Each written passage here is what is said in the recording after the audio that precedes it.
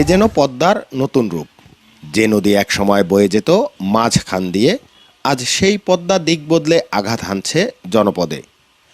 মাঝ নদীতে জেগে ওঠা বিশাল ডুবোচর বদলে দিয়েছে পদ্মার স্বাভাবিক গতিপথ।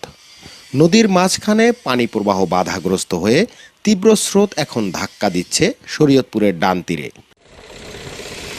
আর সেই স্রোতেই ভয়াবহ ঝুঁকিতে পড়েছে নির্মাণাধীন পদ্মার ডান তীর রক্ষা প্রকল্পের বেশ কিছু অংশ। ইতোমধ্যে ক্ষতিগ্রস্ত হয়েছে প্রায় 2 কিলোমিটার বাঁধ। পানি উন্নয়ন বোর্ডের তথ্য বলছে 31টি প্যাকেজের মধ্যে 2 থেকে 11 নম্বর প্যাকেজ পর্যন্ত অংশ পড়েছে ভাঙনের মুখে। নদীতে ডাম্পিং করা প্রায় 5,87,000 বালু ভর্তি জিও ব্যাগের বেশিরভাগই তলিয়ে গেছে নদীগর্ভে। বস্তা পর 10 মিটার উপরে ভাঙে 40 মিটার নিচে।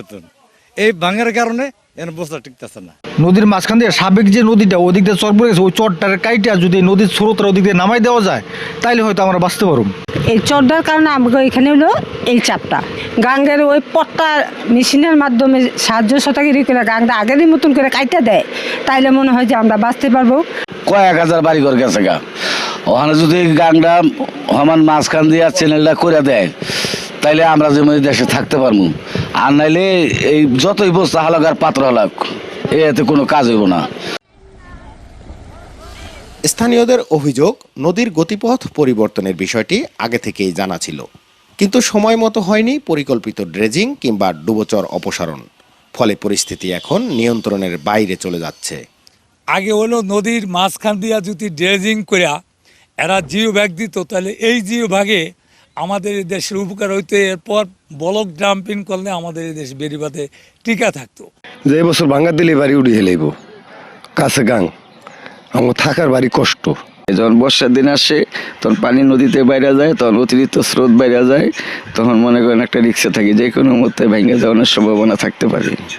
আমাকে নদী নালায় সব জায়গা সম্পত্তি ব্যাগ নিয়ে গেছে, আমরা গেছি বিলি নিয়ে। এখন ওই মন্ত্রী আহে বান্ধা দিব, অমকা হে বেরি বান্ধা দিব, অমকা হে বেরি বান্ধা দেব, কিন্তু বেরি বান্ধার আমরা পাইতাছি না।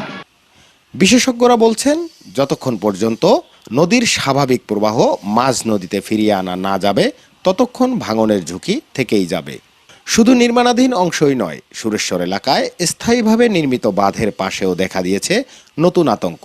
নদীর প্রায় 500 মিটার এলাকা জুড়ে সৃষ্টি হয়েছে প্রায় 63 মিটার গভীর বিশাল গর্ত।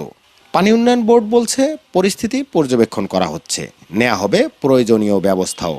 এবার যদি আমাদের আবহাওয়া ফেভারে থাকে এবং কাজগুলি ঠিকমতো করতে পারি, আমার মনে হয় যে এবার এটা ভাঙনের হাত থেকে আমরা রক্ষা করতে পারবো। এই 2 কিলোমিটার ছাড়া সুরেশ্বর পয়েন্টে প্রায় 500 মিটার জায়গা বেশ ডিপ্রেশন হয়ে গেছে। আমরা সার্ভে করে দেখেছি যে প্রায় 64 মিটারের মতন ডিপ্রেশন আছে, 500 মিটার ঝুঁকিপূর্ণ। এই ব্যাপারে আমরা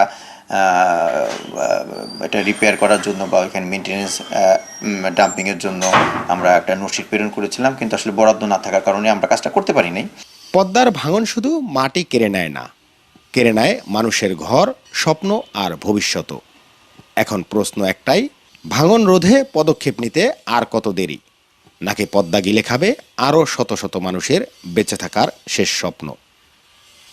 নুরুল আমিন রবিন, চ্যানেল 24, শরীয়তপুর।